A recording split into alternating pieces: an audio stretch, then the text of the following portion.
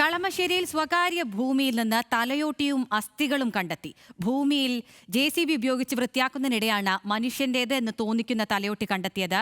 Kalamassery police കേസെടുത്ത് അന്വേഷണം തുടങ്ങി. വിവരങ്ങളുമായി സൈഫുന്നിസ അലിയാർ ചേരുന്നുണ്ട്. സൈഫുന്നിസ, ഇത് കൃത്യമായി എവിടെ നിന്നാണ്, എപ്പോഴായിരുന്നു ലഭിച്ചത്?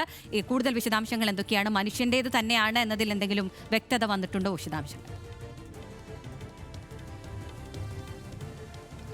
മനുഷ്യന്റെ തലയോട്ടി തന്നെയാണ് എന്നിപ്പോൾ സ്ഥിരീകരിച്ചിട്ടുണ്ട്. ഈ കളമശ്ശേരിയിൽ NIA ഓഫീസിന്റെ സമീപത്തായി, കളമശ്ശേരി മെഡിക്കൽ കോളേജിനും സമീപത്തായാണ് ഈ സ്ഥലമുള്ളത്. ബ്ലൂ സ്റ്റാർ റിയൽറ്റേഴ്സ് എന്ന് പറയുന്ന ഒരു സ്വകാര്യ കമ്പനിയുടെ ഭൂമിയാണ് ഇത്. ഇവിടെ ഒരു ഫാക്ടറിയുടെ നിർമ്മാണം നടക്കുകയാണ്, ഒരു ഗോഡൌണിന്റെ നിർമ്മാണം നടക്കുകയാണ്. നിർമ്മാണ പ്രവർത്തികൾ നടക്കുന്നതിനിടെ ഈ കാട് വെട്ടിത്തെളിക്കുന്നതിന്റെ ഭാഗമായി JCB ഉപയോഗിച്ച് ഈ ഭാഗം ക്ലീൻ ചെയ്യുമ്പോഴാണ് ഇന്നലെ ഉച്ചയ്ക്ക് 12:30 തലയോട്ടിയും ഒപ്പം തന്നെ കാലിന്റെ എല്ല്, അസ്ഥികളുടെ ഭാഗങ്ങളൊക്കെ കണ്ടെത്തുകയും ചെയ്തത്. ഉടനെ തന്നെ ഈ സ്ഥലം അധികൃതർ പോലീസിനെ വിവരം അറിയിച്ചു. കളമശ്ശേരി പോലീസ് സ്ഥലത്തെത്തുകയും ചെയ്തു. ഇന്ന് രാവിലെ ഫോറൻസിക് ഉദ്യോഗസ്ഥരും സ്ഥലത്തെത്തി ഇൻക്വസ്റ്റ് നടപടികൾ നടത്തുകയാണ്. പ്രദേശം മാർക്ക് ചെയ്ത് വിവരങ്ങൾ ശേഖരിക്കുകയാണ്.